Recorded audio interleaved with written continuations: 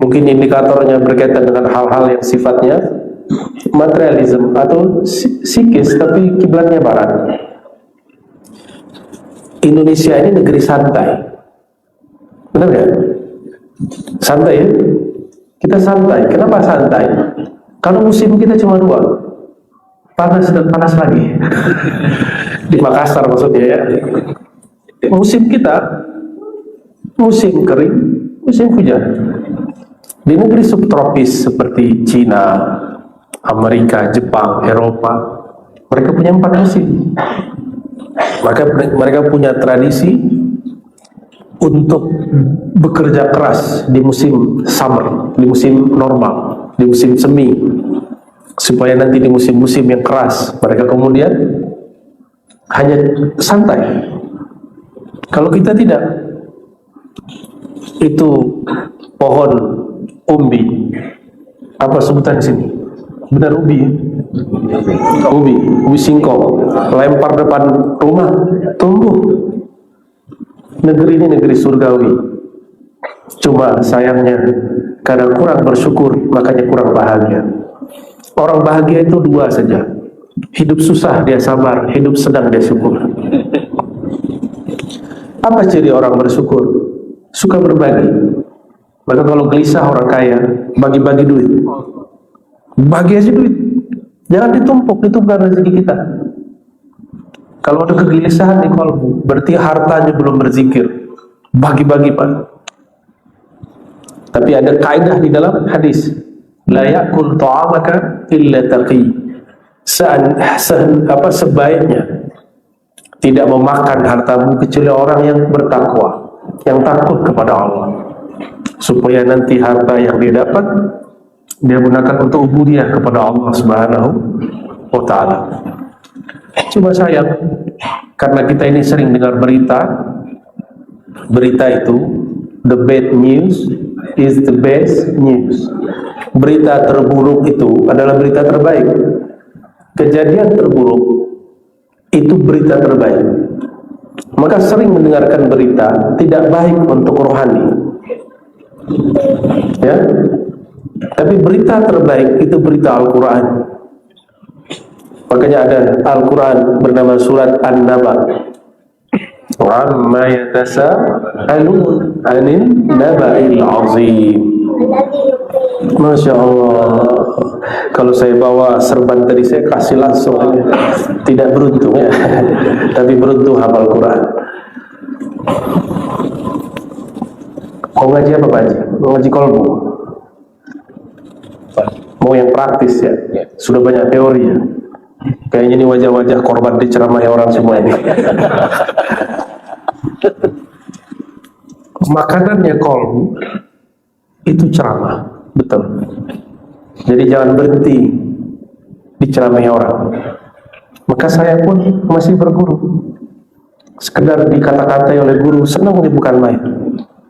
Ya, senang. Ada orang-orang yang mengajar itu langsung, bukan lewat sosmed. Kalau orang ngomong lewat sosmed, itu namanya penggosip. Kalau guru yang bijak, dipanggil muridnya baik-baik. Saya sering dipanggil guru, dinasihatin guru. Kalau enggak, saya datangin dia. Tapi saya hanya mendatangi guru-guru kolbu setelah pandemi, setelah istikharah. Saya istikharah, ya Allah izinkan saya datang ke mursyid fulan, syekh fulan, kiai fulan, guru fulan, baru kita datang. Kata Imam Syafi'i, jangan salahkan aku jika engkau menyindirku di depan orang, menyebutku di depan orang, nyebut langsung, bukan menyindir, menyalah-nyalahi di depan orang. Nanti aku tidak terima kalapmu. Itu kata Imam Syafi'i. Maka ini teknik kalau kita ingin menegur seseorang dengan teguran langsung, jangan di depan orang lain, nanti dia malu. Di dalam Al-Quran, pusat kebahagiaan itu apabila seseorang kembali kepada asalnya. Itulah sebabnya pulang kampung itu menyenangkan. Pak Haji kampung di mana tadi? Gorontalo.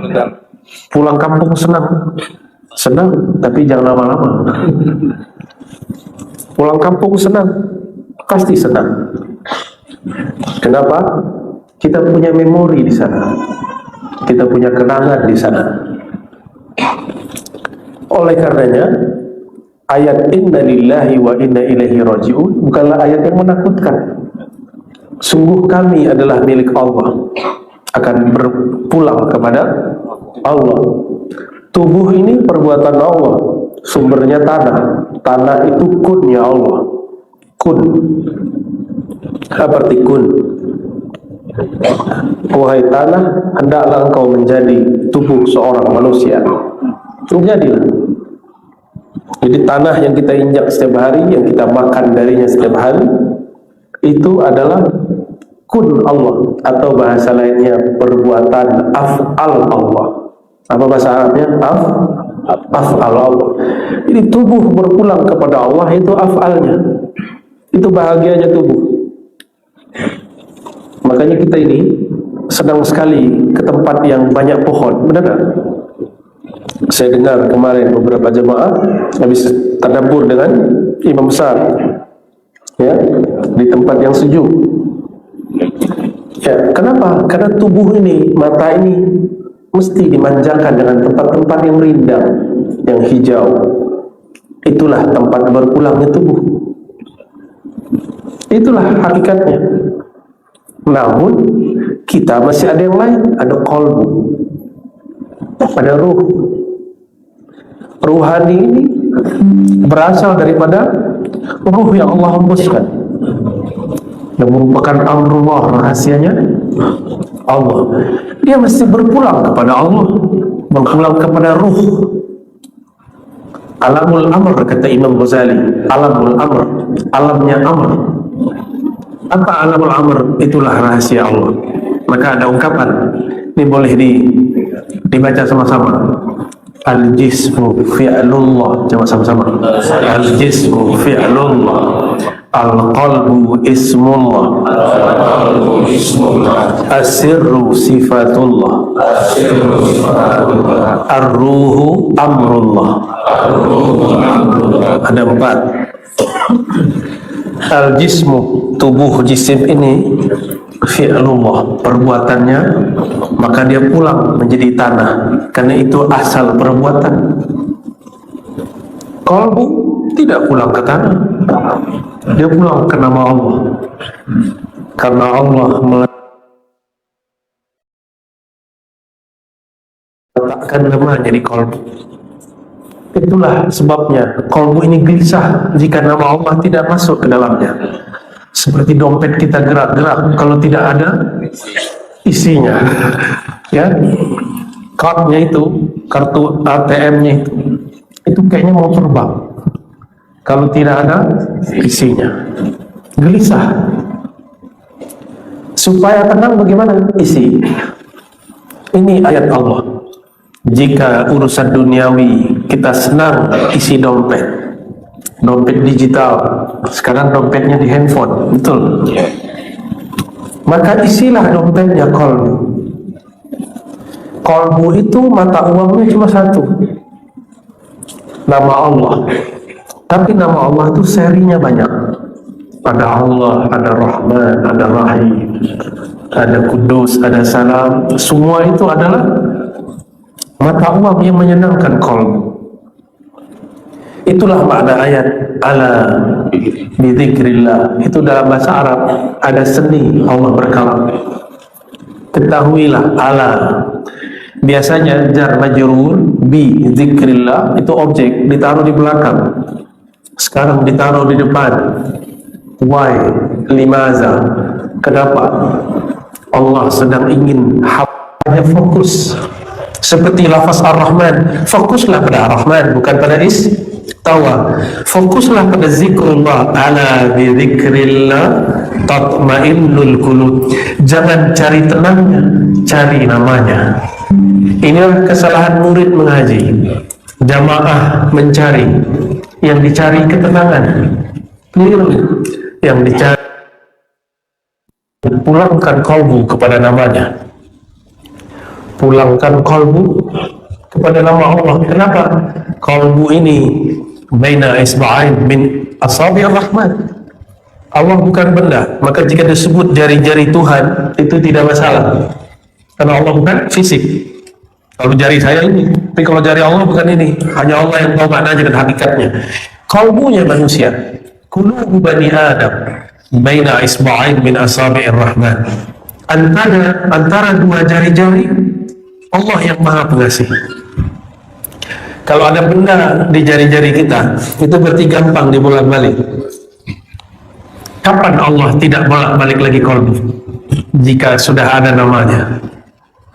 Maka Allah itu bolak-balik kolbu supaya yang punya kolbu sadar bahwa kepunyaan dia kepada kolbu tidak mutlak. Allah yang mutlak menguasai kolbu. Jadi kolbu itu ya taqallabu abadan, dia begini terus bolak-balik, itu bahasa Arab qalb. Maka dalam bahasa Arab kalau kita bolak-balik begini itu namanya taqlib. Qalb taqlib, qallaba yuqallibu taqliban, dibolak-balik. Qalbu sesuatu yang bolak-balik, sesuatu yang bolak-balik. Apa yang membuat dia tidak bolak-balik? Jika ada penahannya. Ini jika ada penahannya, mungkinkah dia bolak-balik? Tidak ada. Jika ada penahannya cuma satu, nama Allah. Itulah ala bidzikrillah. Ketahuilah hanya dengan memasukkan nama Allah, qalbu menjadi tenang dan damai. Jadi jangan fokus pada tenang, fokuslah pada nama. Fokuslah pada nama. Nama ini ada teknik membacanya. Ambillah ilmunya kepada mursyid-mursyidnya. Kemarin saya ketemu ada mursyid Samania, tadi pagi juga ada mursyid Idrisiyah Sanusinya. Silakan temui mereka. Ya. Tapi kalau minta talqin kepada saya, ambilnya ke Jakarta. Ya. Kecuali ada isyarat para masyayikh, baru saya talqin di luar rumah saya. Jadi ada adab-adab juga kita. Jadi hadiri majelis-majelis mereka. Insya Allah qalbu ini akan menjadi tenang. Kalau perut lapar, yang dicari apa? Cari apa? Apakah setiap tempat makan kita datangi? Tidak. Kita cari resto yang enak. Maka cobalah lihat resto-resto yang enak itu parkirnya penuh, orang parkir, bahkan ada orang yang berdiri antri menunggu giliran dia untuk masuk. Cuma urusan perut orang mau antri. Kapan bapak-bapak ini, tuan-tuan ini, ibu-ibu ini mau antri untuk menyebut nama Allah dalam qalb, antri mengambil ilmu qalbu kepada ahlinya? Mesti diambil kepada ahlinya. Resto itu kalau yang bagus-bagus tidak terima GoFood dan GrabFood. Kalau yang bintang-bintang tinggi itu, kalau mau datang sendiri, betul kan? Hatta ada teman saya di Jakarta buka resto, nggak mau online. Dia bilang saya online itu Allah. Oh, kita kaget juga. Luar biasa. Ada orang-orang begitu. Dan setiap hari orang yang datang tidak putus, bahkan antri berdiri, ingin merasakan makanan yang mereka buat. Barangkali itulah analog kias, contoh daripada kalau kita hendak memanjakan perut. Lain dengan orang yang menjajakan makanan di tepi jalan, karena sudah banyak, biasa. Betul. Kita sering lewat, oh ini sangat biasa. Ilmu zikir bukan ilmu yang dijajakan. Ya? Makanya kami tidak boleh bertalqin kecuali saya merasa itu sudah jadi rumah saya. Itu baru boleh saya bertalqin. Itu rahasia guru kalau bertalqin kan zikir. Dan bagi kami talqin zikir itu bukan sunnah tapi wajib. Kenapa? Ayatnya jelas. Surat Muhammad ayat 19. Fa'lam annahu la ilaha illallah. Ayat ini jelas sekali mengatakan bahwa maka ketahuilah bahwasanya tiada yang berhak disembah, la ilaha illallah, tiada yang benar-benar mewujud dengan dirinya kecuali Allah, yang lain wujud karena diwujudkannya. Tiada yang berlaku di alam semesta kecuali yang Dia lakukan. Maka kita duduk malam ini di masjid yang diberkahi Allah ini juga karena izin Allah Subhanahu wa Ta'ala. Bapak Ibu yang melakukan Allah, jadi kolbu ini dia tidak akan bisa senang kecuali diberikan makanannya. Kalau orang Makassar, makanannya pedas-pedas ya, pakai lombok ya. Saya tahunya lombok itu ada pulau, ternyata lombok itu nama ya, sesuatu yang pedas, sambal ya. Coba orang Makassar dikasih makanan Jogja, geleng-geleng, manis ya, manis ya, gudeg, nggak cocok ya, nggak banyak yang cocok. Kenapa? Dari kecil lidahnya sudah lain. Kolbu itu semuanya sama, lain dengan lidah. Tapi bedanya kolbu itu otaknya yang lain. Ada yang senangnya kencang, ada yang lembut. Silakan nanti Bapak Ibu cari guru mana yang cocok, yang zikirnya keras atau zikirnya lembut, yang zikirnya berteriak atau zikirnya diam. Itu tergantung selera. Apakah boleh saya yang suka pedas lalu mencaci maki orang yang suka makan manis? Tidak boleh. Apakah boleh saya yang suka manis lalu merendahkan orang yang suka pedas? Tidak boleh. Namun banyak ustaz kata orang sini ya, dia merendahkan orang yang beda selera. Itu gagal faham. Saya khawatir jika dia baca kitabnya kurang banyak. Jika dia baca Quran, kurang mentadabburi Quran. Karena di Quran itu ada ayat perintah zikir keras, ada ayat perintah zikir lembut, ada semua.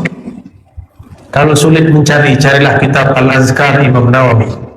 Sudah diterjemah. Kalau bahasa Arabnya sudah lupa, baca kitab Al-Azkar. Oh, tapi kata si Ustaz dari sini Pak, dari Makassar, Imam Nawawi itu sesat. Imam sesat. Kalau Imam Nawawi sesat, ente apa? Kalau Imam Nawawi sesat, kamu apa? Jika Imam Nawawi bid'ah, dia mungkin dolalahnya. Kita sedih sekali jika ada orang-orang seperti itu. Apa kata Imam Nawawi menyimpulkan banyak ayat? Zikir itu ada yang lembut, ada yang keras, ada yang dengan lisan, ada yang dengan kolbu. Yang paling bagus digabung. Lisan iya, tubuh iya, kolbu pun juga. Itu Imam Nawawi, Thariqah Imam Nawawi. Tapi Imam Bahauddin Naqsyabandi tidak. Dia mengatakan afdhalul dzikri ma khafi, mengikuti sebuah riwayat asar sahabat Nabi dan tabi'in. Khairul dzikri ma khafi, sebaik-baik zikir yang lembut. Lain lagi dengan Syekh Samad. Syekh Samad gabung, mix. Untuk murid yang hatinya keras, zikirnya mesti keras. Untuk murid yang hatinya sudah lembut, zikirnya lembut. Tergantung selera. Jemaah yang dimuliakan Allah, jadi kolbu mesti dikembalikan kepada asalnya. Apa asalnya kolbu? Menyebut nama Allah. Maka tadi al-jismu fi'lullah, al-qalbu ismullah. Ya, kolbu itu isimnya Allah, nama Allah. Semakin banyak nama masuk, dia semakin tenang, semakin tenang, semakin tenang. Ada satu riwayat Bani Israel diriwayatkan oleh Imam Baihaqi dan Imam Tirmizi, hadisnya sahih, bahwa nanti di hari kiamat ada seseorang yang tidak punya amal baik secara zahir, ditimbang dicetak semua laporan amalnya. Sejauh mata memandang, laporan amalnya maksiat, dosa. Tapi dia tidak kafir, dia hanya pendosa. Melihat hasil seperti itu, ditimbang semua dosanya dan amal baiknya nol. Langsung amal buruknya lebih berat. Maka malaikat neraka langsung mengikat dia dengan belenggu nar. Ketika ditarik, Allah bertitah, "Wahai malaikatku, apakah kalian telah membedah isi dadanya?" Lalu para malaikat mengatakan, "Belum ya Rabb." Maka dibedahlah isi dadanya. Apa yang terjadi? Jantungnya menyebut nama Allah. Coba dibaca Pak. Allah. Coba lisannya dikunci. Baca Allah. Saya baca dengan lisan, Bapak baca dengan kalbu. Allah. Lidah dikunci. Allah. Ya Allah. Ya Allah. Allahumma sholli ala sayyidina Muhammad. Ada merinding-merindingnya? Kenapa dia merinding? Kayak ini dalam tenang. Jika yang di dalam tenang, yang di luar yang merinding. Yang di luar yang bergerak, di dalamnya tenang. Itu kalau dikeraskan, badan kita bisa begini. Berarti di dalam dia sedang ingin menyatu dengan nama. Persatuan qalbu dengan nama bukanlah persatuan seperti air dengan gelas, hanya Allah yang tahu. Jika nama masuk ke dalam qalbu, dia bergetar sejenak. Setelah itu dia talinu juluduhum wa qulubuhum ila dzikrillah. Barulah dia tenang. Itu sebabnya dulu kami kalau zikir, saya sebulan lebih. Umur 13 tahun Allah izinkan bertemu seorang mursyid, ditalkinkan zikir Allah, la ilaha illallah. Setiap kali di masjid Anda baca orang la ilaha illallah, saya langsung pingsan. Kata orang, kamu gila? Enggak. Orang pingsan kenapa disebut gila? Nah, kamu ingat orang tua? Enggak. Kamu ingat nenekmu? Ya, saya lupa nenek saya mana. Jadi pertanyaan itu banyak. Tapi saya katakan tidak. Kalau buku tidak kuat menanggung beratnya lafaz Allah, karena masih kecil, umur 13 tahun. Alhamdulillah, memori itu sampai hari ini tidak dapat saya lupakan. Nikmatnya bukan main. Itu lebih nikmat daripada malam pertamanya orang baru menikah. Wallahi, ya, kalau ngikutin rasa itu saya tidak mau menikah Pak. Kalau ngikutin rasa itu, tapi kalau otak jalan lagi, nakal lagi dia. Tapi kalau ngikutin rasa kolbu, kita hanya ingin bersama dia. Makanya salah seorang mursyid saya yang lain berkalam dulu, kamu masih sekolah, nggak ada subuh, zikirnya jangan panjang-panjang, nanti kamu sekolah katanya. Karena asik berzikir. Anak-anak kita ini ada mainan baru apa namanya sekarang yang lato-lato, punya deh, punya. Lato-lato. Itu lato-lato. Kalau anak-anak lagi main di lupa minum. Ada handphone pun tidak dilirik. Asik. Nanti ketemu temannya di luar, kumpul lagi, lebih asik lagi. Anak-anak jika ketemu mainannya, maka ditinggalkan mainan yang lain. Apa maksudnya? Mainan duniawi itu sampai di otak. Tapi kalau kalbu dapat mainan nama Allah, dia akan tinggalkan yang lain. Ya, itu sebabnya sahabat-sahabat Nabi 10 hari terakhir Ramadan i'tikaf. 10 hari terakhir i'tikaf. Doain saya lagi buat tempat i'tikaf di Jakarta. Insya Allah tempat khaulat. tempat zikir 10 hari bulan Rajab, 10 hari bulan Ramadan, 10 hari Zulhijjah. Insyaallah mohon doanya biar nanti yang sudah tidak sempat lagi menyantri pesantren rohani di sana 10 hari cukup pula, biar ada amalan pulang, tidak hanya pulang ke rumah tapi pulang ke hadirat Allah Subhanahu wa ta'ala.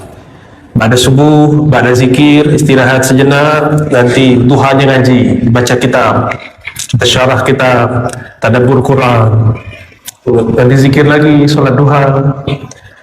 Ba'da zuhur, zikir lagi, lalu istirahat. Ba'da asar, zikir, lalu ngaji, baca kitab.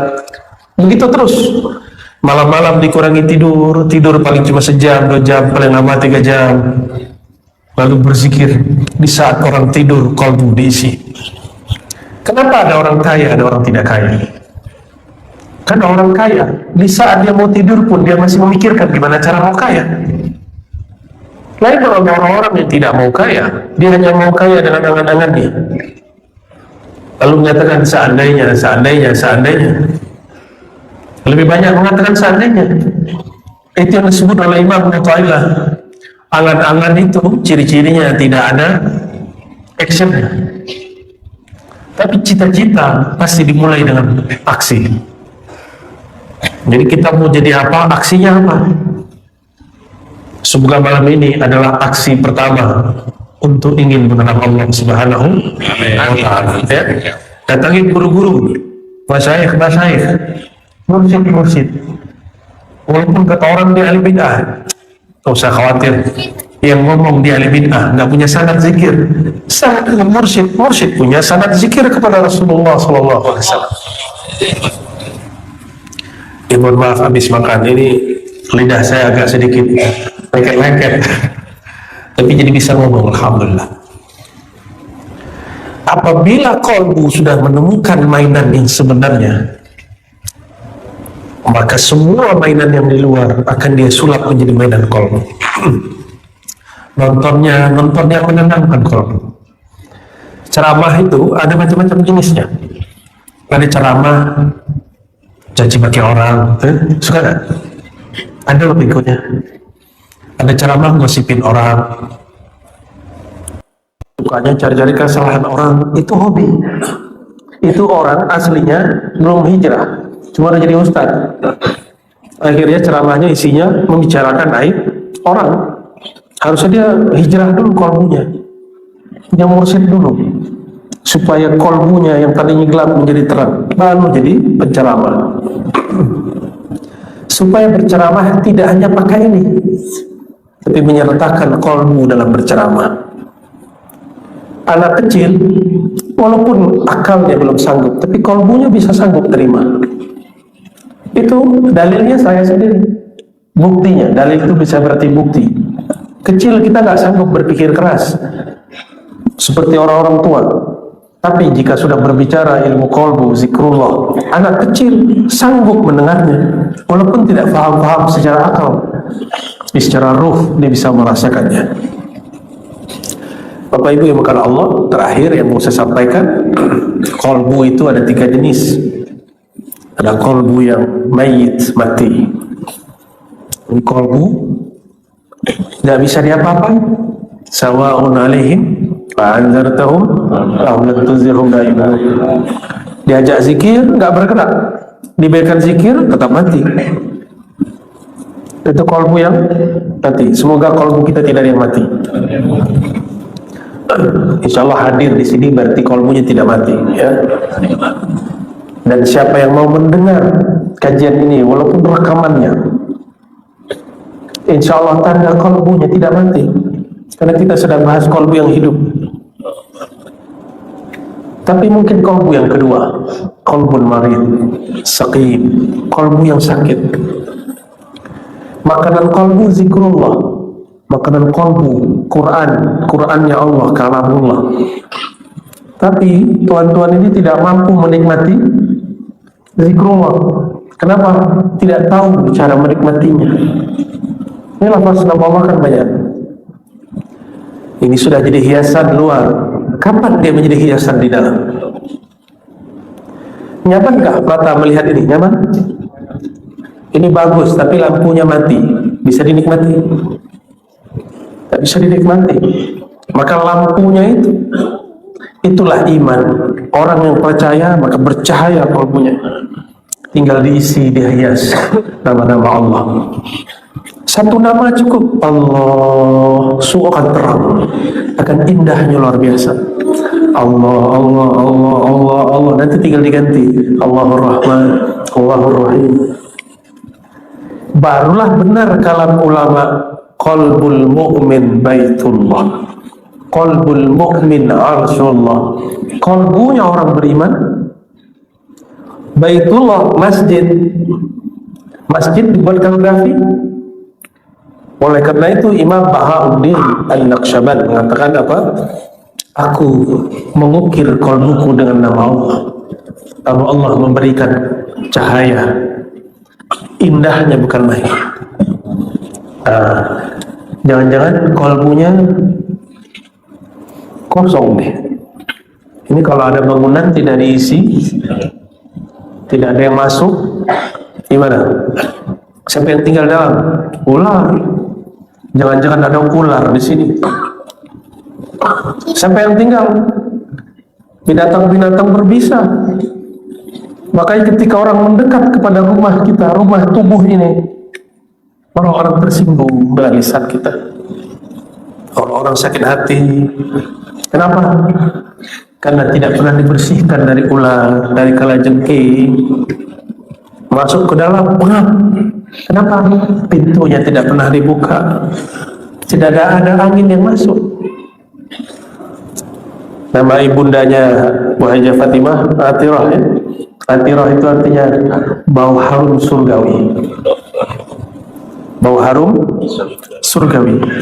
Dan atiratul qulub hubbun Nabi sallallahu alaihi wasallam.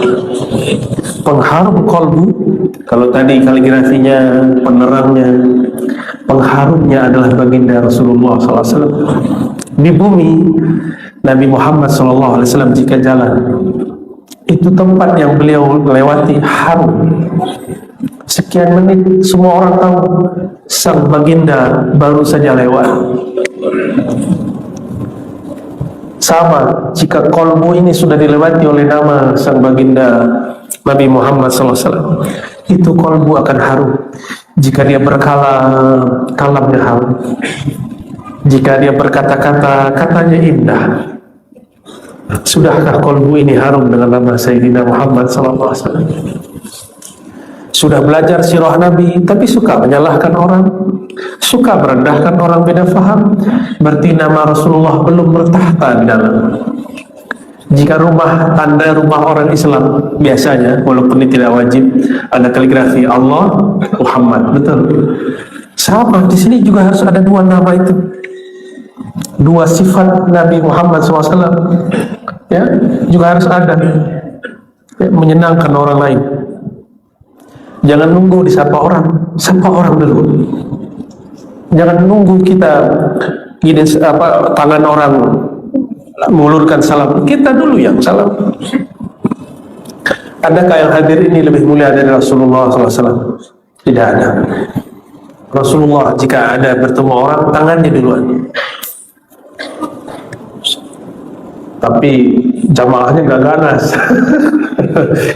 Jamaahnya teratur. Kapan mereka baru agak berebut?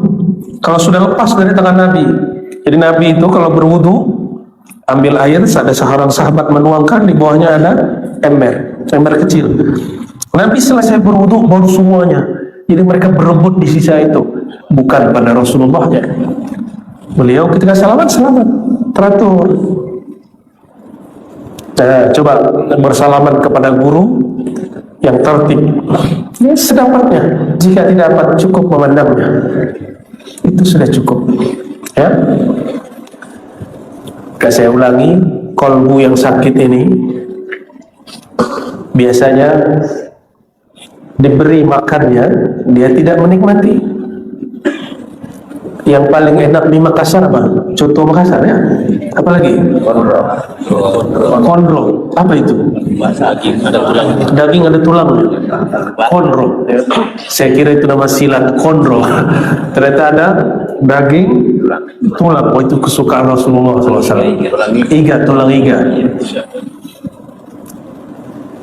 Kalau bapak-bapak ini lagi sakit, makan konro, muntah ada?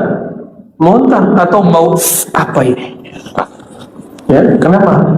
Karena tubuh kita sedang sakit. Bukan konronya yang dibuang, apalagi coto Makassarnya yang dilempar. Siapa yang harus diobati? Tubuh. Itu dia. Jika nama Allah tidak nikmat masuk ke dalam kalbu, berarti dia perlu diterapi. Bawa kepada ahlinya.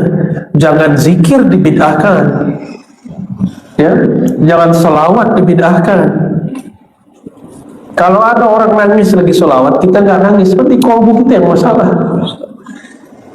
Jangan kemudian bilang kayaknya ini bid'ah ini, ya. Jangan begitu. Bapak Ibu yang karena Allah, jadi kalbu yang sakit cirinya apa? Diberikan makanannya, dia tidak menikmati. Makanan kalbu apa tadi? Zikrullah. Dan yang ketiga, qalbun sahih, qalbun munawwar, hati yang bercahaya, hati yang sehat.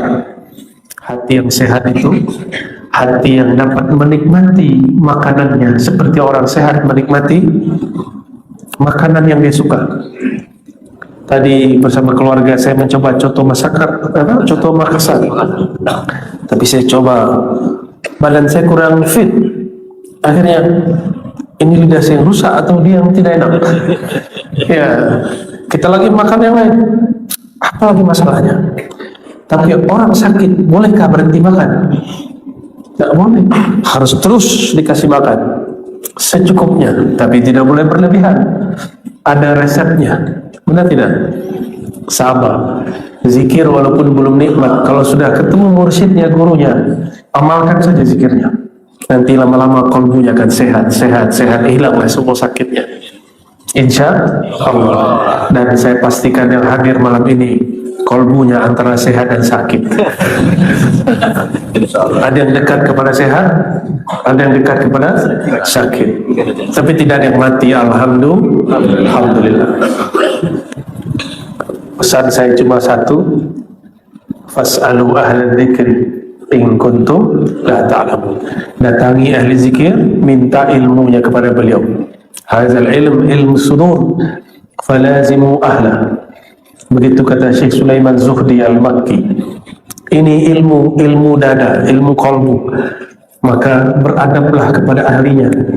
Ambil ilmu dari yang punyanya. Mungkinkah ingin sate datang ke seafood? Tidak nyambung. Ada dibuatkan sate tapi tidak nikmat, datang ke ahli sate.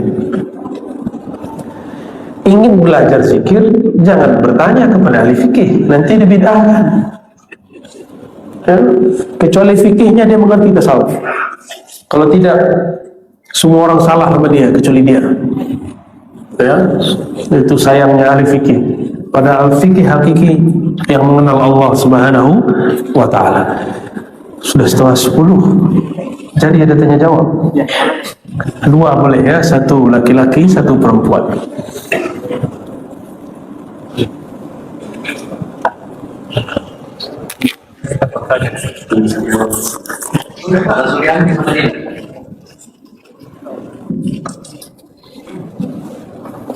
Bismillahirrahmanirrahim. Assalamualaikum warahmatullahi wabarakatuh. Waalaikumsalam warahmatullahi wabarakatuh. Alhamdulillah, nikmat yang sangat luar biasa selama ini yang bisa menangkap semuanya di YouTube. Alhamdulillah bisa langsung memperhatikan tentang beliau. Yang ingin saya tanyakan di daerah saya khususnya ya, saya Sumbar, Sulawesi Barat. Jauh sekali. Ada beberapa di sana golongan yang katanya zikir, namun cara berzikirnya itu kadang melepas baik baju, domain dalam ada yang sebagainya. Apakah zikir seperti ini memang dibolehkan atau bagaimana? Karena kalau kita lihat zikirnya itu dia sendiri pas banget buat kopi yang di Israel itu ada juga yang goyang-goyang kepala sampai teriak bermain. Oke, baik. Langsung ya.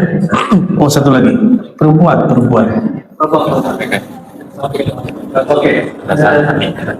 Ya, yang keras saja. Kalau tinggi ya akan aja. Jadi semacam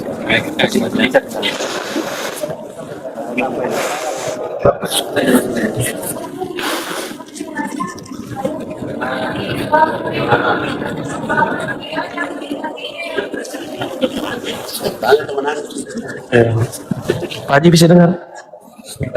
Ya, bagaimana cara hati? Oke, baik. Ya. Oke, buat saya ya. Sama. Bismillah, kayaknya.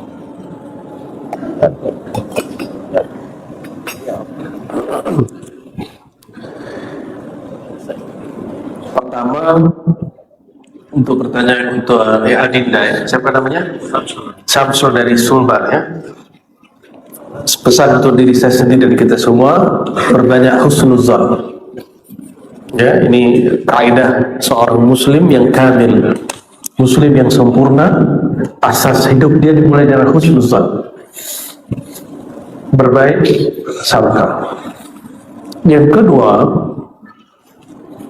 dalam surah Al-Isra disebutkan wala taqfu ma laysa laka bi'ilm.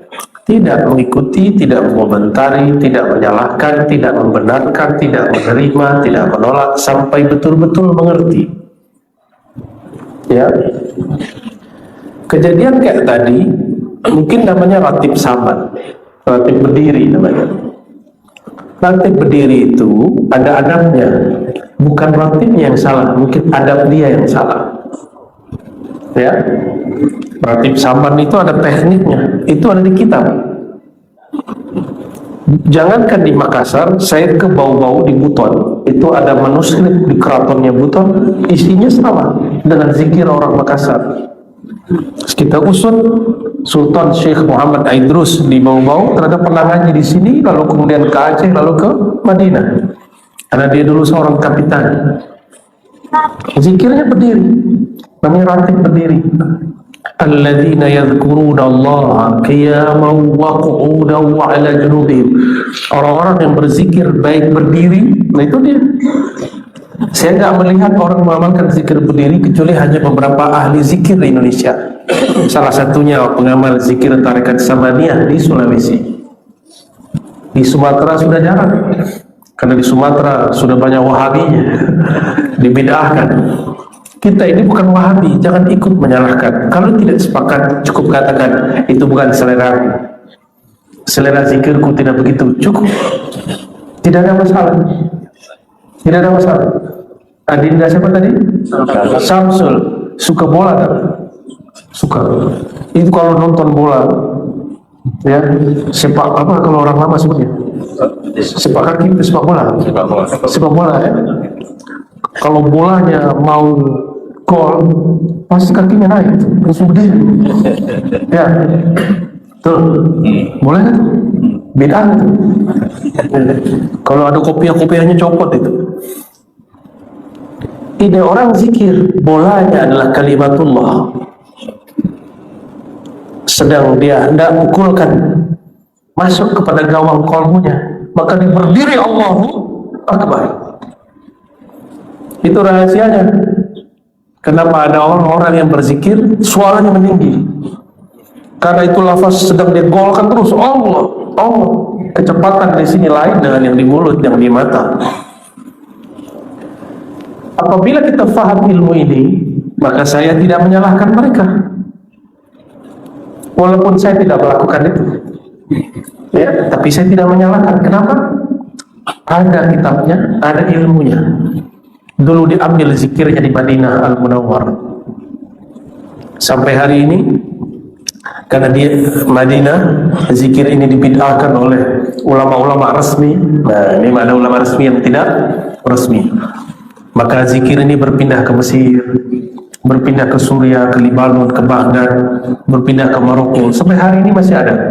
Di Thariqat Syadziliyah, Khalwatiyah, Sabaniyah, di Sudan itu masih banyak orang zikir ratib berdiri.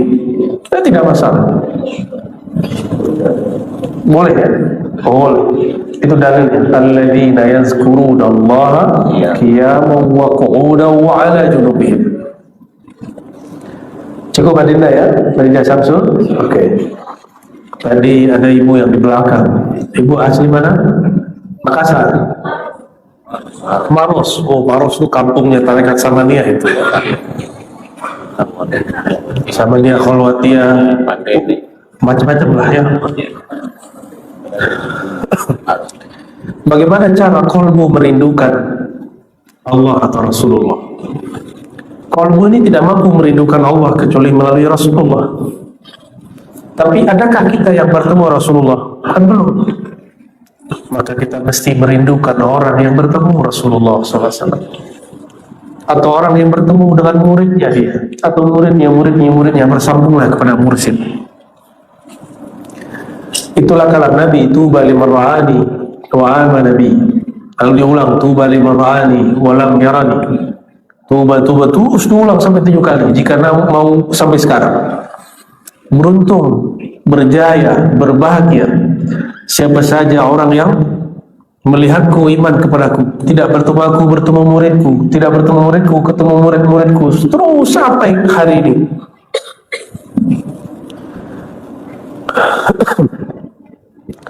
Oleh karenanya Rasulullah memberikan Sallallahu Alaihi Wasallam apa? Penghubung batin yang disebut ru'yah manamiyah, mimpi bertemu beliau. Itu mahal sekali, hanya diberikan kepada orang yang berhak menerimanya, tidak diberikan kepada orang yang kolbunya berisikan kebencian-kebencian. Kita ini semua pendosa, tapi jangan pembenci. Semua ini punya maksiat dalam diri kita. Nggak ada yang mata bermaksiat, telinga maksiat, lisan maksiat, kolbu maksiat. Semua ada maksiatnya. Kaki, tangan, kemaluan, semua kita ada maksiatnya. Apa yang tidak perlu, yang tidak boleh ada? Jangan ada kebencian. Inilah pesan Bismillahirrahmanirrahim. Itulah sirnya Rasulullah. Apa sirnya Rasulullah? Rahmatan lil alamin. Itu sirnya Rasulullah Sallallahu Alaihi Wasallam. Maka siapa saja yang ada sir ini dalam kalbunya, dia akan mampu merindukan Rasulullah Sallallahu Alaihi Wasallam. Rahmat bagi semua. Ini baru satu thariqat sudah benci thariqat lain, baru satu manhaj sudah benci manhaj yang lain, baru satu mazhab sudah merendahkan mazhab yang lain, baru satu guru merendahkan guru yang lain. Bagaimana akan dapat sirnya Rasulullah SAW? Gak mungkin dapat. Jadi mulai ambil sir ini, sir rahmatan lil alamin. Coba mulai menyayangi pohon disayang, kucing disayang. Jangan ditendang kucingnya, apalagi disiram pakai air panas. Ya, tidak baik. Semut pun mulai disayang, kecuali yang mengganggu baru boleh dibunuh. Jangankan itu, kata Rasulullah SAW. Rasulullah pun penyayang kepada binatang yang kita sebut najis, anjing. Apa kata beliau? Laula annaha ubbatun minal ummah. Seandainya si anjing itu bukanlah umat di antara umat-umat makhluk Allah, la amartu biqatliha. Aku akan perintahkan kalian untuk membunuhnya. Tapi karena dia bagian dari umat dan Rasul dari semua umat manusia, umat alam semesta, hewan kah dia, tumbuhan kah dia, adalah Rasulullah. Maka kita menyayangi semua. Itu sebabnya pohon ketemu Nabi, dia menunduk.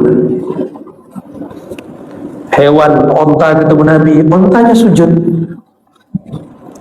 Itu bisa bayangkan, Nabi dikenal oleh seluruh makhluk. Apa kata beliau?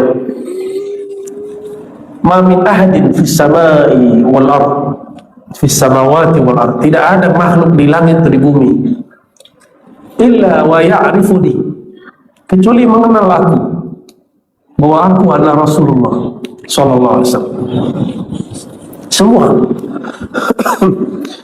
kecuali dua golongan, Saqalain, dua golongan, asil jin wal ins, jin dan manusia yang durhaka. Semua merindukan Rasulullah Sallallahu Alaihi Wasallam kecuali yang durhaka, mendurhakai sifat Rasulullah Sallallahu Alaihi Wasallam. Maka ciri-ciri kita beragama ini tambah baik bukan tahajudnya yang bertambah, istiqomah iya bertambah, itu lain cerita. Ciri-ciri orang itu beragamanya tambah baik, dia tambah menjiwai Bismillahirrahmanirrahim, dia tambah penyayang kepada siapapun, pasti merindukan Rasulullah SAW, pasti bertemu beliau sebelum meninggal walaupun sesaat. Jaminannya sudah ada, karena di situ ada nama beliau. Wabil mu'minina raufur rahim. Itulah perjaakum, ujungnya wabil mu'minina, dan dia terhadap orang beriman rauf rahim. Jadi tidak usah sulit-sulit. Nah, mulai sholawat, pelajari hidupnya sehari-hari, tiru akhlaknya, bukan model bajunya. Semua model baju yang saya lihat hari ini tidak ada mirip Nabi Sallallahu Alaihi Wasallam. Ini baju ada kerahnya, itu tidak ada kerahnya. Itu mirip Cina, ini mirip apa nih baju? Saya mirip apa lagi nih? Ya? Nggak ada. Ini juga baju Arab baru ini. Gamis ini bukan baju Rasulullah. Tapi sudah Rasulullah dalam baju apa? Menutup aurat. Modelnya boleh pilih, mau model abad berapa boleh. Ya, jilbab perempuan terserah, mau pakai cadar tidak pakai cadar, mau jilbab berwarna tidak berwarna, itu model. Sunnah Nabi, ajaran Nabinya apa? Menutup aurat. Tapi bolehkah paksa orang menutup aurat? Gak boleh juga. Maka Nabi SAW baru mengajarkan menutup aurat setelah di Madinah. Tahun kesekian sudah belakangan. Nggak ada paksaan, la ikraha fid din. Kenapa? Karena agama ini dibangun dengan dua nama, Ar-Rahman, Ar-Rahim. Maka Bapak Ibu yang makan Allah, saudara-saudariku, mari hidupkan nama Allah, ambil dua nama ini, Rahman, Rahim. Insya Allah hidup bahagia. Nggak ada benci, pasti bahagia. Mau bahagia? Coba buang kebencian di kolbu itu, buang. Ya, mau buang? Mau malam ini dibuang? Oke, coba ikutin saya baca syahadat. Asyhadu an la ilaha illallah. Ulangi 3 kali. Asyhadu an la ilaha illallah. Asyhadu an la ilaha wa asyhadu anna Muhammadar Rasulullah. Wa asyhadu anna Muhammadar Rasulullah. Lagi. Wa asyhadu anna Muhammadar Rasulullah. Wa asyhadu anna Muhammadar Rasulullah. Ayo pegang dadanya. Bismillahirrahmanirrahim. Bismillahirrahmanirrahim. Dengan nama Engkau ya Allah. Dengan nama Engkau ya Allah. Yang Maha Pengasih. Yang Maha Pengasih. Yang Maha Penyayang. Yang Maha Penyayang. Limpahkan ya Allah.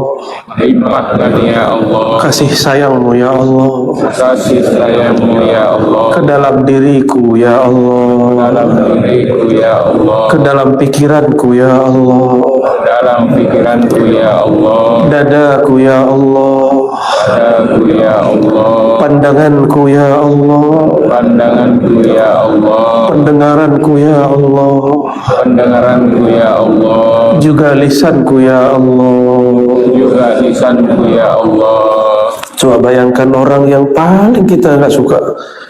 Satu, muncul wajahnya. Dua, cukup. Tiga, lalu yang keempatnya simpan saja namanya. Bayangkan wajah mereka, katakan ya Allah, Ikuti ya Allah. Ya Allah, Hati kami masih membenci orang-orang ini ya Allah. hati kami masih membenci orang-orang ini, Masih dendam ya Allah. masih dendam ya Allah, Masih sakit hati ya Allah. masih sakit hati ya Allah, Ya Allah, ya Allah, dengan rahmat rahimmu ya Allah, dengan rahmat rahimmu ya Allah, kasih sayangmu ya Allah, kasih sayangmu ya Allah, hapuslah ya Allah hapuslah ya Allah rasa benci ini ya Allah. rasa benci ini ya Allah, Kepada, sebutkan nama orangnya, hapus wajah dia.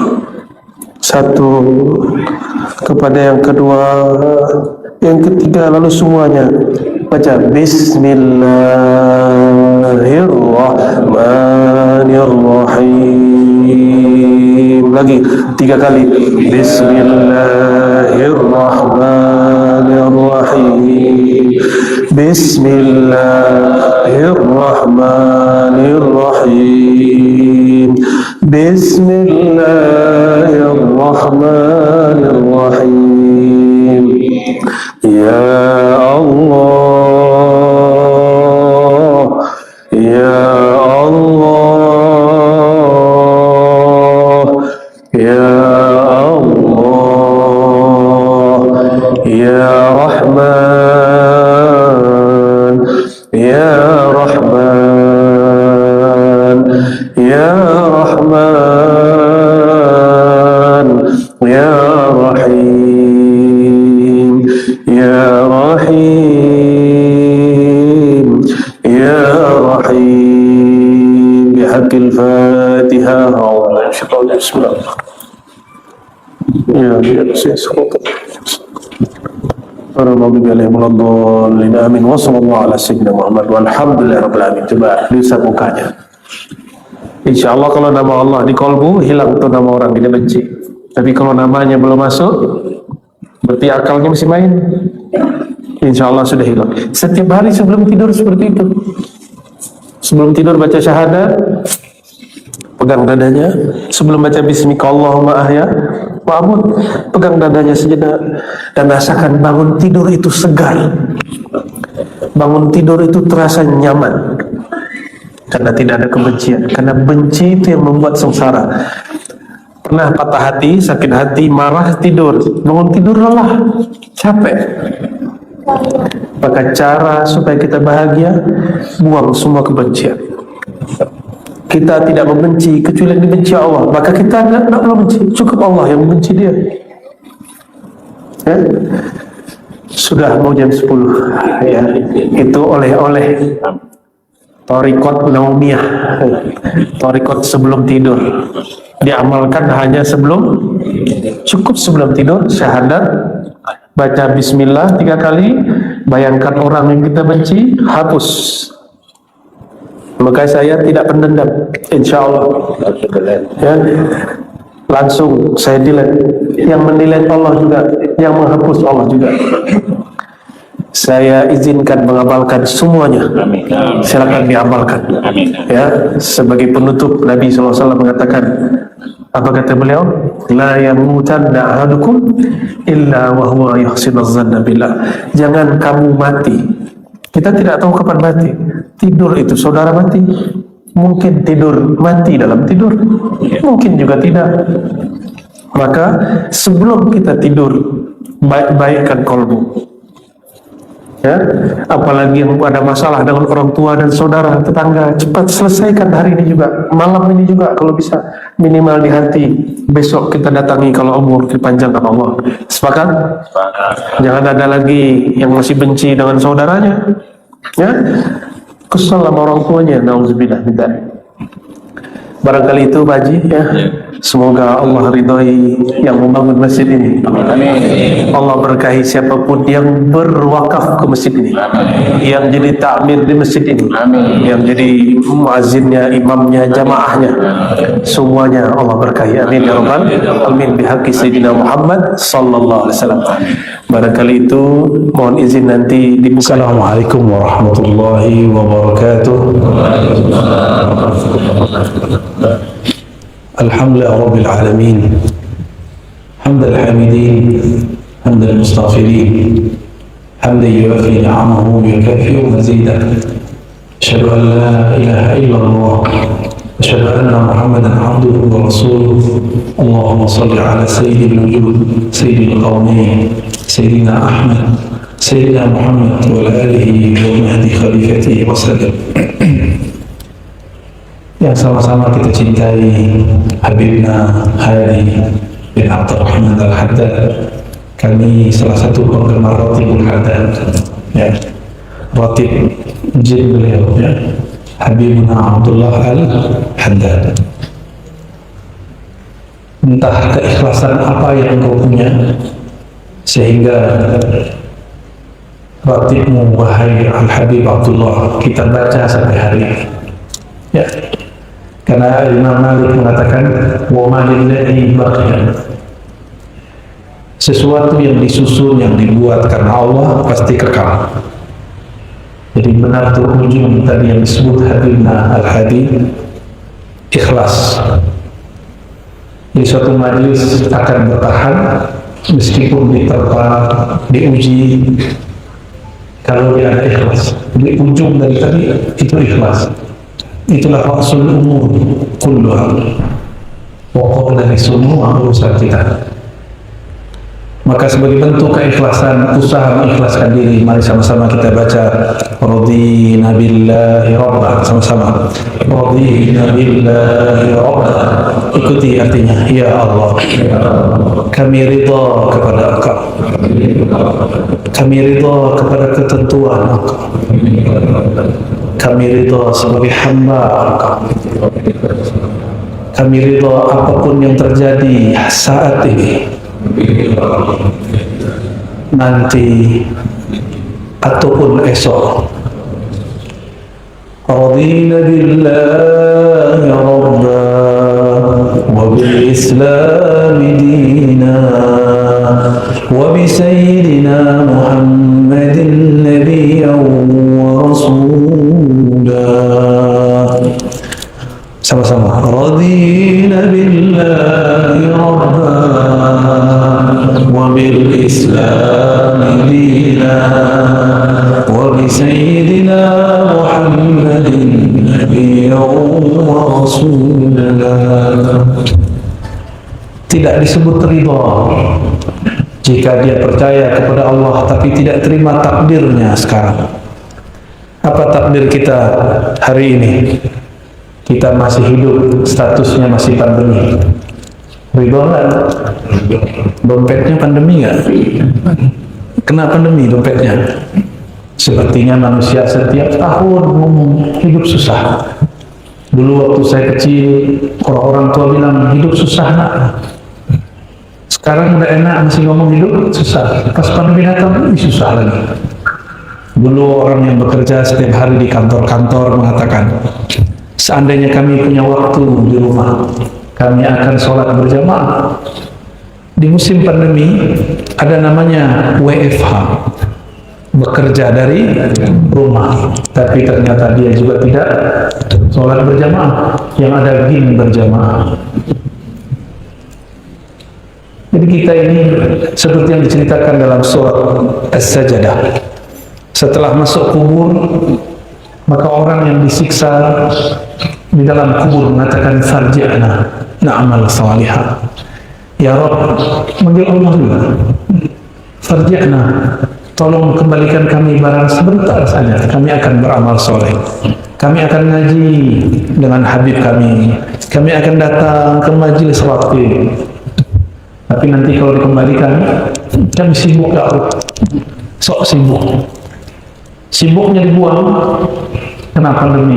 Aku lagi pandemi ya Allah. Manusia semua punya alasan.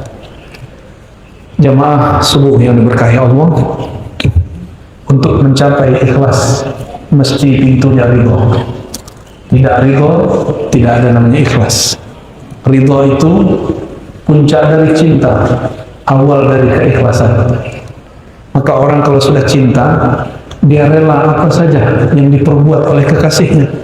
Jadi kalau kita mengatakan radina billahi rabban, aku ridha kepada Allah sebagai Rabbku, maka apapun yang Allah lakukan kepadanya, dia pasti ridho. Udah ridho belum dengan masa ini? Pandemi ada ridho nggak? Jangan salahkan siapa-siapa. Jangan salahkan, oh ini konspirasi. Betul, mau ini konspirasi. Apa lagi? Konspirasi. Katanya orang Bugis nggak bisa baca Z ya. Ustadz Arosi kan. Saya jadi pembalap gitu. Tak apa-apa lah, pembalap akhirat insyaallah ya. Kalau betul ridho kepada Allah, terima apapun yang ada, terima apapun yang terjadi.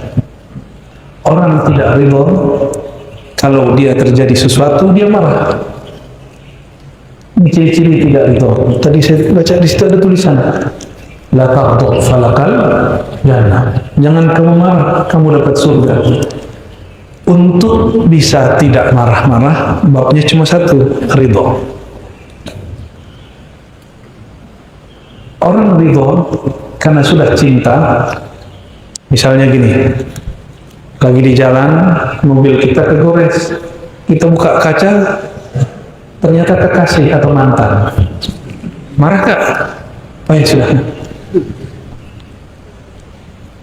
Dulu waktu saya nyetir, saya masih suka marah-marah. Tiba-tiba di samping saya ngomong, kamu ngebel-ngebel orang, bentak-bentak orang, kalau itu jamaahmu gimana? Lah Ustaz marah-marah. Akhirnya saya kepikiran juga, ya juga ya. Katanya sudah percaya kepada takdir, kita bergeser, kita apapun yang terjadi tidak ada yang luput dari takdir Allah Subhanahu Wa Taala. Saya mau tanya Bapak Ibu, ini pertanyaan saya tanyakan di mana-mana. Apakah ada di dunia ini, di alam semesta ini, sesuatu yang terjadi lepas dari pengaturan Allah? Yakin? Yakin? Beneran? Kalau sudah begitu, ridho nggak kepada Allah? Jadi ridho kepada Allah itu bukan berarti kita kemudian nggak kerja, bukan. Malas-malasan, bukan. Ridho itu kita bahagia dengan apapun yang terjadi. Ketika Sayyidina Adam didebat oleh Sayyidina Musa, apa kata Sayyidina Musa? Anta alladhi akhrajtana minal jannah. Oh kamu, orang yang karena kamu kami semua keluar dari surga. Apa jawaban Sayyidina Adam? Oh anta alladhi kallamallahu ilaihi. Oh begini ya pertanyaan orang yang katanya bisa ngomong sama Allah. Oh begini katanya ya, orang yang bisa berbicara kepada Allah kok masih nanya, kau yang bikin aku keluar dari surga. Lalu Nabi Adam mengatakan lagi apa? Tahukah engkau hai Musa, ya, aku seperti ini sudah Allah tetapkan sebelum aku ada. Nabi Musa kabur.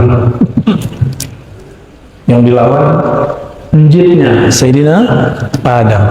Sayyidina Adam diberikan Allah ilmu, disebut ilmu asma. Ilmu apa namanya? Ilmu asma. Waduh, dia bergetar dia ini ya. Mic-nya grogi-grogi sama saya. Ada mic lagi nggak? Oke. Oh sudah balik ya. Baik. Mungkin uratnya ketarik tadi.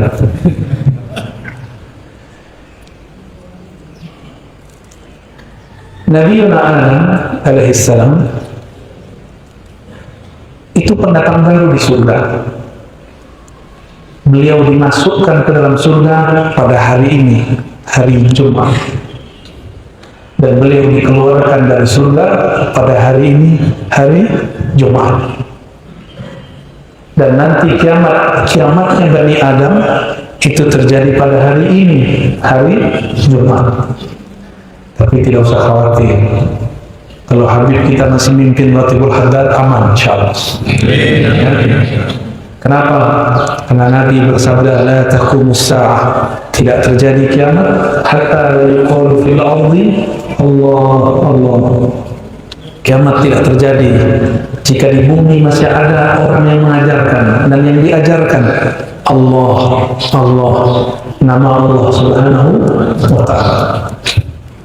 Dan kita dalam roti, dalam wiridul latif, dalam hizib kita, hizib paha, hizbul bar, semuanya kita menyebut Allah, ya Rahman, ya Rahim, ya Qawi, ya Latif. Semua kita sebut asma-asma Allah Subhanahu wa Ta'ala. Setiap malaikat yang memikul bumi, memikul langit, memikul aras, semuanya punya zikir. Zikir-zikir ini yang membuat malaikat punya energi. Maka sisi kita yang disebut sisi cahaya, jadi dalam diri kita ada unsur namanya unsur an-nuriyah.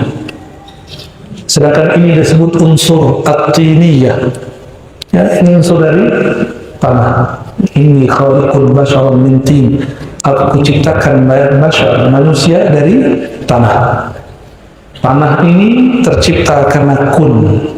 Allah mengatakan kun, maka terjadi. Di dalam kunnya itu ada kaf.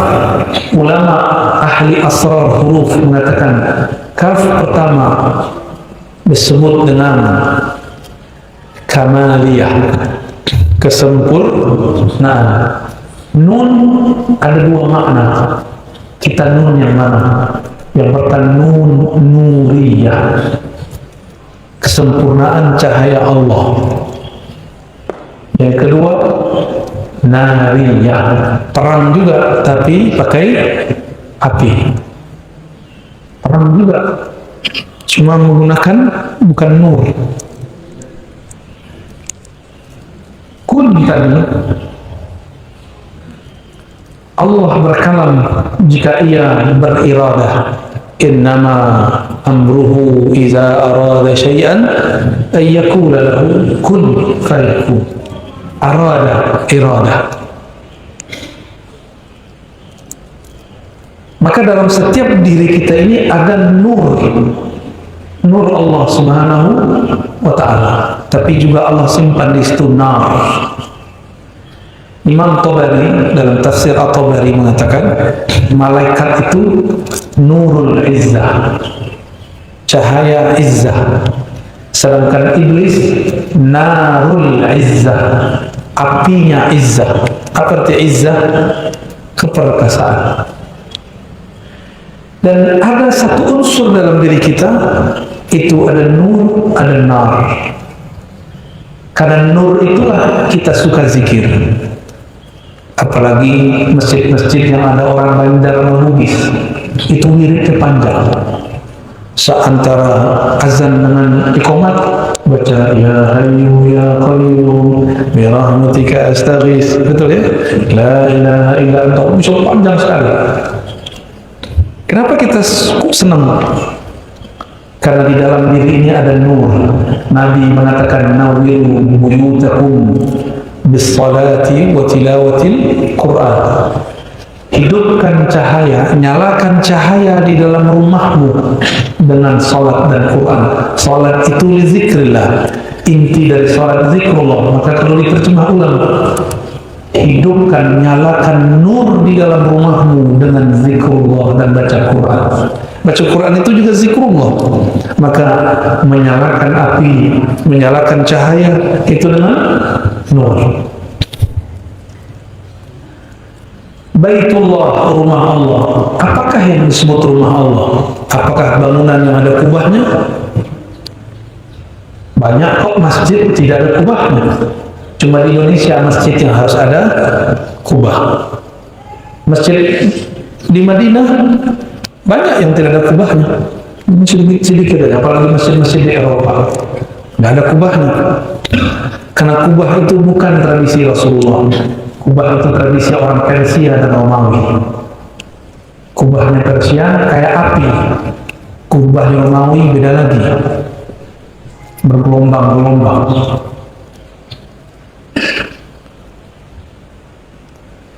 Jadi kalau yang disebut rumah Allah itu yang ada kubah, sudah pernah melihat rumah ibadah agama Sikh? Kalau agama Sikh orang India pakai serban, tapi serbannya beda sama serban Habib. Habib itu beda tuh ya, bersanad itu. Itu juga pakai kubah, tapi bukan masjid. Jadi jangan tertipu oleh kubah. Karena ada masjid tanpa berkubah. Lalu inti masjid apa? Rufi'a fihi ismullah. Masjid itu adalah tempat yang nama Allah diangkat, disenandungkan di sana. Lalu masjid seandainya masjid runtuh, kalau masih ada imam masjid, masih ada muazzin di masjid, masjid masih bisa bangun. Berarti inti masjid siapa? Ada imamnya, ada muazzinnya, ada makmumnya. Inti dari orang yang jadi imam, jadi muazzin, jadi makmum bukan jumlah jemaahnya, tapi kalimah-kalimah yang mereka kata-katakan, kalimah-kalimah yang mereka lafazkan. Oleh karena itu ulama kita buat kesimpulan, qalbul mu'min baitullah. Sebenarnya masjid hakiki bukanlah bangunan yang megah, tapi masjid hakiki adalah qalbu yang di dalamnya ada nama Allah. Sudahkah qalbu ini jadi masjid? Atau sekarang masjid itu kalau di luar jam sholat dikunci, benar? Jangan qalbu kita selain jam sholat juga dikunci. Jadi masjid cuma pas sholat 5 waktu, benar ya? Malam-malam dikunci, khawatir tarmiknya hilang. Akhirnya banyaklah orang-orang yang gelandangan. Tapi Indonesia gelandangannya termasuk sedikit. Di Prancis itu banyak orang gelandangan, Jerman, Inggris, Spanyol, banyak sekali orang gelandangan. Dan sayangnya yang gelandangan itu separuhnya umat Islam. Karena masjid tidak boleh diisi, gereja juga ditutup. Gimana? Siap mau nyalain nama Allah di kalbu? Ya? Sebut nama Allah pagi, sore, siang, malam, maka dia menjadi masjidnya Allah. Jika masjid itu didatangi oleh orang-orang yang cinta kepada Allah, maka kalbu yang sudah jadi masjid pasti dikunjungi oleh kekasih-kekasih Allah. Kenapa kita datang kepada para sayyid, para habib, para kiai, para ulama, para wali? Karena kalbu mereka baitullah. Jika kita datang kepada mereka, walaupun rumahnya bukan masjid, tapi suasananya melebihi masjid. Faham selama ini kenapa orang ramai ya? Ke Abuya Ahmad Sarwani, ke Abah Guru sekumpul, ya? Guru Bangil. Kenapa orang ramai? Karena mereka hakikat masjidnya Allah. Kalau ada mereka, itu makmum langsung datang. Ada mereka, nama Allah langsung diangkat, langsung bersuara. Paham istilah-istilah saya dari tadi? Sulit dipahami atau mudah? Mudah ya? Padahal dulu kata orang ini kajian susah. Kita dulu waktu kecil kalau dengar orang ngomong qalbul mu'min baitullah, langsung pada kabur dan maaf. Ngaji apa ya? Gak mau dengar mereka. Ya alhamdulillah sekarang kaji-kajian begini sudah mulai masuk YouTube. Tapi kita tahan-tahan juga, tidak semua rahasia boleh dibeberkan. Jamaah subuh yang bukan Allah, bentar lagi syuruk ya. Satu kali datanglah menantu Abu Hurairah kepadanya, namanya Sa'id ibn Musayyib. Siapa namanya? Atau Sa'ad ibn Musayyib. Lalu Abu Hurairah senang sekali. Abu Hurairah mengatakan, waditu, aku suka sekali, aku berharap kita berkumpul di kamar-kamar surga, di pasar-pasar surga, di mall-mall surga. Di Balikpapan ada mall baru ya? Baru mall ada kena pandemi. Kasihan. Kita senang ngumpul, duduk-duduk di kafe, ngopi-ngopi, bener nggak? Sama aja, mau ustad nggak ustad, habib nggak habib, senang ngumpul-ngumpul, cuma beda tempat aja. Suka minum-minuman bareng, tapi beda tempat. Ada yang sama juga tempatnya. Lalu Sa'id ibn Musayyib bertanya, boleh disebut Sa'id ibn Musayyib atau Musayyib? Ya Abu Hurairah, apakah memang ada pasar di surga? Emang ada mall di surga? Itu tanyaannya. Mau tahu nggak? Ada mall nggak di surga? Ibu-ibu kalau ada mall di surga mau belanja nggak? Di sana belanja nggak perlu pakai dolar, nggak perlu pakai rupiah. Jadi kalau kita belanja di sana, itu tinggal pilih. Datang ke mall surga, tinggal pilih mau baju yang mana. Tapi di situ nanti ada poinnya. Kalau kita mengambil yang selalu bagus, poinnya ngomong, poin Anda belum cukup. Bisa begitu. Lalu Sayyidina Abu Hurairah mengatakan, betul. Inna fil jannati la suqan. Sungguh di surga itu ada mall-mall, pasar-pasar. Di pasar itu orang keluar pada hari Jumat. Sebelumnya hari Jumat. Dalam beberapa riwayat yang sahih disebutkan, jika ada seseorang keluar dari rumahnya pergi ke pasar surga, mall surga, di tengah jalan dia kena angin. Angin itu ada debunya jadi bedak. Mukanya langsung kinclong tanpa perlu ke salon, tanpa perlu pakai SK2, nggak perlu pakai pemutih pembersih. Sampai di dalam pasar surga, dia pilih mana dia mau tanpa perlu membayar. Pulang, ratu-ratu bidadari ini kaget, emang kamu suamiku? Kenapa? Jerawatnya udah ada, mukanya tambah cakep. Maka di surga tidak ada namanya tua, yang ada tambah muda, tambah jadi pangeran, jadi sultan, jadi raja.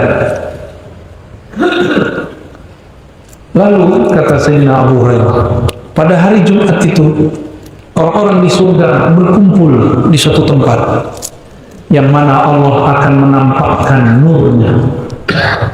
Dibukakan hijab tirai yang hanya dibukakan sekali 500 tahun. Hanya dibukakan pagi dan sore. Dari pagi sampai sore di surga sama dengan 500 tahun di dunia. Ada yang umurnya dari 500. Bapak umurnya berapa, Pak? 57, masih muda, Pak ya? Tapi saya lebih muda lagi, Pak.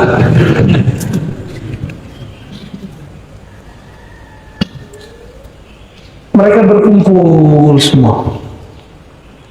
Lalu Allah Tabaraka wa Ta'ala membuka tirai penghalang antaranya dan hamba-hambanya. Maka mereka semua melihat kepada nur Allah Subhanahu wa Ta'ala. Bertanyalah saat Ibn Musayyib. Pertanyaan itu sama dengan pertanyaan Abu Hurairah kepada Nabi. Wahai Rasulullah, hal nara rabbana?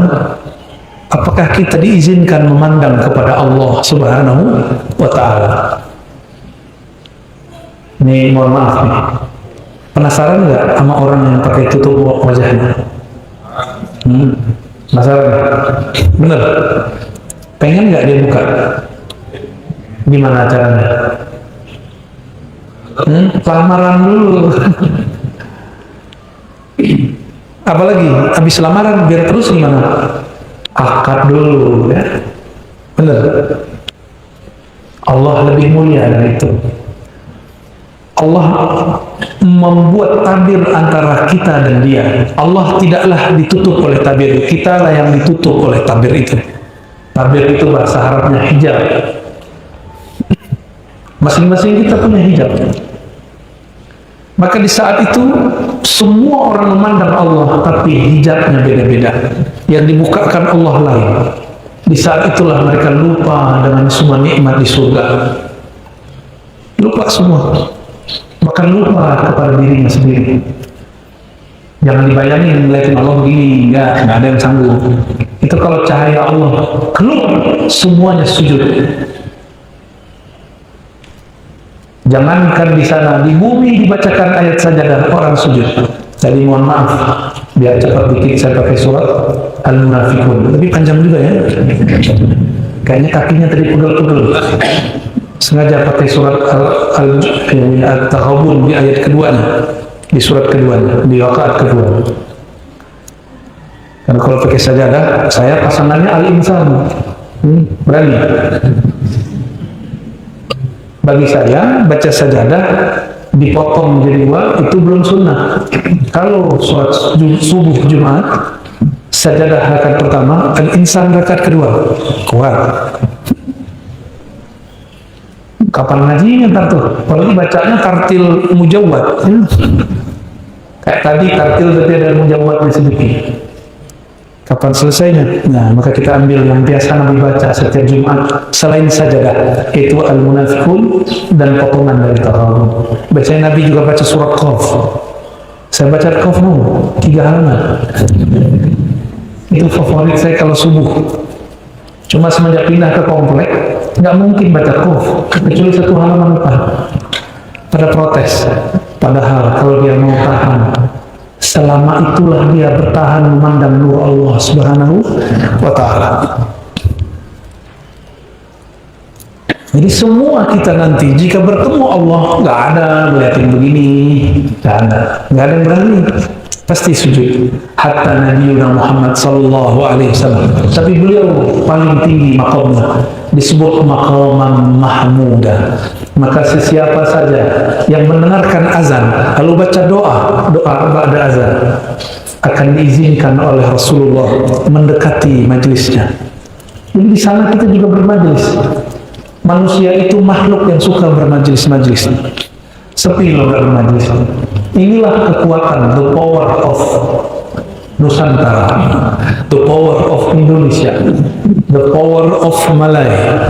Ya, kekuatan orang-orang Islam di negeri ini adalah ngumpul, tidak nafsi-nafsi, tidak sendiri-sendiri, nggak nyala-nyalain banyak kelompok, karena itu memecah, justru merangkul, seperti yang dilakukan oleh para habaib dan kiai-kiai kita.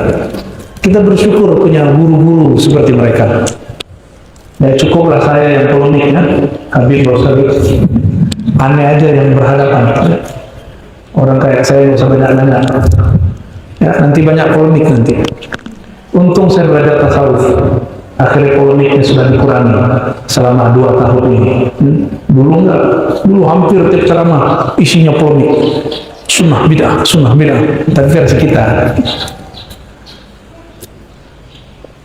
Selesai mereka kemudian memandang Allah, Allah tutup hijabnya.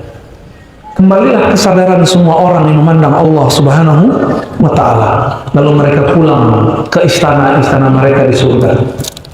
Ketika pulang, mereka rindu selalu kepada Allah. Tapi baru diizinkan 500 tahun lagi. Merindu nggak tuh? 500 tahun. Ya. Tapi ingat, 500 tahun di sana kita nggak akan ubanan. Tenang Pak, nanti kita seumuran di sana. Nanti Bapak seumuran saya, mau nggak? Nanti kita sedang Habib semua ntar, bahkan lebih. Mau nggak Pak? Jangan, insya Allah mau gitu. Bapak mau tetap istiqomah dalam ketuaan, dalam uban, tenang ya. Di sana semua umur kita sama. Tapi ketika pulang rindunya tidak tahan. Maka jangan salah faham terhadap ayat-ayat menikah di surga, ayat-ayat bidadari, ayat-ayat menyebutkan lazzatul zawat wal wata wal jima'. Jangan salah faham. Ayat nikmat kawin di surga jangan salah faham. Sebelum saya jelaskan rahasianya, kenapa kalau orang habis melakukan hubungan spesial itu wajib mandi? Kenapa? Karena dia lupa sejenak sekian detik. Bapak Ibu tahu istilahnya? Jangan dibaca Pak di masjid. Kita sebut bahasa Arabnya lazzah, kelezatan. Lezatnya itu membuat kita lupa bahkan pada diri kita sendiri. Maka ketika sadar, selesai, wajib mandi. Yang jomblo nggak paham.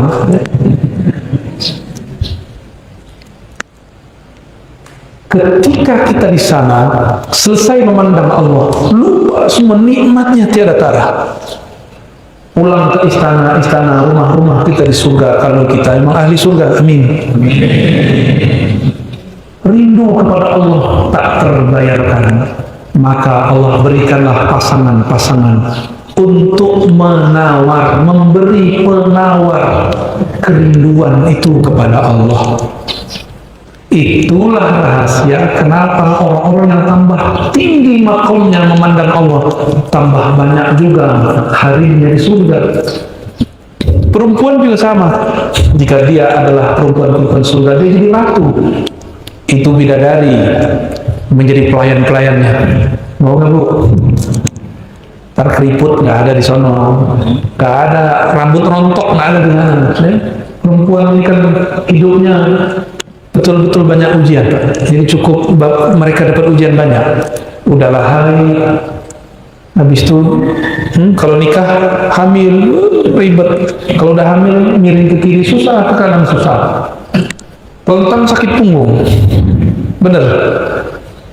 Habis itu melahirkan, ada yang menyambung nyawanya, yang pendarahan, begitulah. Dikira sudah selesai, ternyata masih menyusui.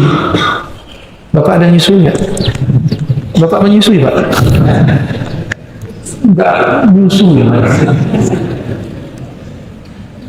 Maka Allah itu kasih kenikmatan kepada ibu-ibu itu, perempuan di setiap jengkal, di setiap sisi badannya. Jadi jangan coba-coba main-main dengan perempuan, karena setiap jengkal tubuhnya ada kelezatan. Pada mereka, di kita enggak. Itu pengganti susahnya ujian yang mereka rasakan. Nanti di surga terjadi perdebatan ahli surga, perempuan surga bidadari dengan ibu-ibu ini kalau masuk surga. Mau nggak, Bu, masuk surga? Ridho sama suami ya, tasdik sama suami. Jangan ingkar mulu sama suami. Paling marah-marahin suaminya ya. Ini bukan belain Pak Polisi, ini bukan. Pak Polisi ini galak di luar, di rumah. Sami'na wa asayna. Tahu asayna. Perempuan surga ngomong, oh kalian nih istri-istrinya suamiku cihir. Jadi bapak ini disebut suami sama perempuan surga. Tapi ketika istri-istri kita datang, diejek sama bidadari. Kita bidadari, kalian ini keteknya dulu bau kan? Kalian ini dulu haid kan? Nifas kan? Kalian ini jelek bau.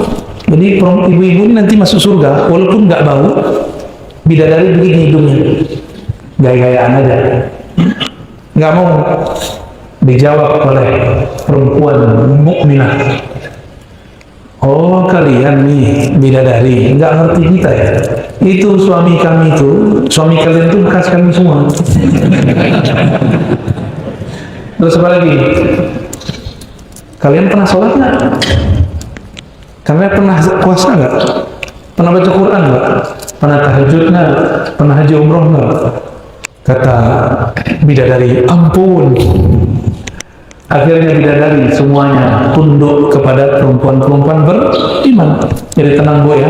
Biarlah di sini jerawatan ya. Biarlah di sini ditinggal-tinggal suami ngaji, majelis, nggak apa-apa. Insya Allah di sana kalau ridho Allah muliakan. Ya, dan Allah jadikan masing-masing kita mendapatkan 100 kekuatan semua makhluk di bumi. Ada orang paling kuat di sini, dia dikasihkan 100 kekuatan. Itu surga paling rendah. Kalau surga paling tinggi bisa jadi 2000, 3000 kekuatan. Maka di sana nggak ada cemburu. Satu laki-laki bisa punya 70.000 bidadari. Paling sedikit 72, itu yang dikejar-kejar sama kawan kita. Ya salah, masa mau masuk surga, mau kawin 70 bidadari harus bunuh orang dulu. Itu namanya surga antara dua paha, surga syahwat. Nauzubillah. Bukan itu surga yang kita mau. Surga yang kita mau memandang kepada Allah Subhanahu wa ta'ala. Itu surga yang kita mau, bertemu Allah. Sudah faham kenapa ada menikah banyak di surga, banyak jima di surga? Kenapa? Mereka rindu kepada Allah, tidak tertahan. Maka penawarnya adalah kawin. Malam pertama terus ke mereka itu. Tapi nggak puas juga. Nikmat sebentar hilang. Mereka pengen nambah lagi. Ketika sore hari di surga, mereka tinggalkan semua pasangannya. Pasangan mereka juga meninggalkan mereka. Semua datang kepada Allah. Ingin bertemu lagi Allah Subhanahu wa Ta'ala. Bertemu Allah, buka cahayanya lagi. Terbukalah tirai, mereka sujud semua. Lupa dengan semua nikmat surga. Begitu dalam hadis Imam Muslim. Lalu Allah tutup lagi tirainya. Mereka sadar kembali, pulang kembali. Itu rasa yang kemarin hambar, ingin nambah lagi. Maka di surga itu tidak ada nikmat berkurang, nikmatnya nambah terus. Tapi ahlullah, orang-orang yang mereka keluarganya Allah, mereka kemudian tidaklah tertarik dengan kawin-kawin di surga. Tertariknya apa? Ya Rabb, izinkan aku bermajlis dalam hadiratmu. Wujuhu yawma idzin nadhirah ila rabbiha nazirah. Maka nanti ada penduduk surga, dia nggak minat sama bidadari. Terus dia cuma ingin bertemu Allah setiap saat, sujud dia setiap saat, bahkan berngobrol-ngobrol dengan Allah. Allah ini kan akraban. Dalilnya apa? Ada nggak dalil yang menyebutkan Allah qarib? Ada, ya, ada kan? Wa nahnu aqrabu ilaihi min hablil warid. Wa idza sa'alaka ibadi anni fa inni qarib. Aku qarib, dekat. Kalau teman dekat, ngobrol nggak? Apa unek-unek kita sampaikan? Lalu Nabi di ujung hadis, ini hadisnya panjang Pak, tapi saya ringkas saja ya. Dalam hadis yang sahih, Nabi mengatakan, jika engkau mau bertemu Allah di waktu pagi dan di waktu sore di surga, maka dirikanlah sholat sebelum terbit matahari dan sebelum terbenam matahari. Semoga sholat kita yang lakukan barusan adalah mahar. Mungkin tidak pantas jadi mahar, tapi semoga tasdik iman kita kepada Allah yang menyuruh. Meskipun tidak khusyuk, Allah jadikan sebagai wasilah kita dapat bertemunya nanti di surga Firdaus. Allahumma ja'alna min ahli Firdaus. Ya Allah, jadikan kami penduduk surga Firdaus, bahkan lebih tinggi dari itu ya Allah. Ya Allah, izinkan kami yang hadir pagi ini orang-orang yang memandang kepada nur, jamaliyahmu, keindahanmu, jalaliyahmu, keperkasaan. Ya Rabb, siapapun yang tasdik kepada Nabi-Mu, yang percaya kepada semua kekasih-kekasih-Mu, izinkan kami mendapatkan syafaat Nabi Muhammad SAW. Ya Allah, tuliskan nama kami pada diwan, pada sijil yang tertulis di situ daftar orang-orang yang dapat syafaat Nabi. Bahkan angkat nama Nabi, nama-nama kami ya Allah menjadi nama-nama orang yang diizinkan bermajlis di majlis-majlis ya Allah. Hadiratullah. Amin ya rabbal alamin. Allahumma najina minan nar. Ya Allah, dengan kerahmatanmu, dengan kasih sayangmu, bebaskan nama kami, hapuslah nama kami dari neraka. Allahumma ajirna minan nar. Allahumma ajirna wa ahlana wa zurriyyatana minan nar. Allahumma ajirna wa masyayikhana wa abanana wa ummahatina minan nar. Allahumma ajirna wa jiranana minan nar. Allahumma ajirna wa man hadara ma'ana fi hadha as-sabah minan nar. Ya Allah, berkahi kami yang hadir, berkahi guru-guru kami, berkahi semua yang hadir. Walhamdulillahirabbil alamin. Al-Fatihah.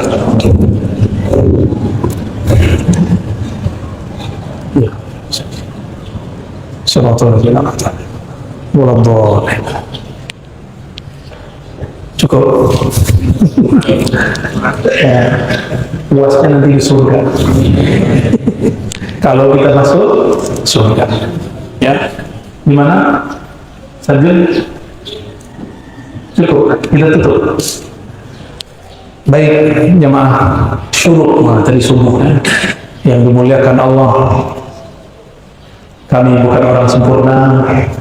Kesempurnaan milik Allah SWT.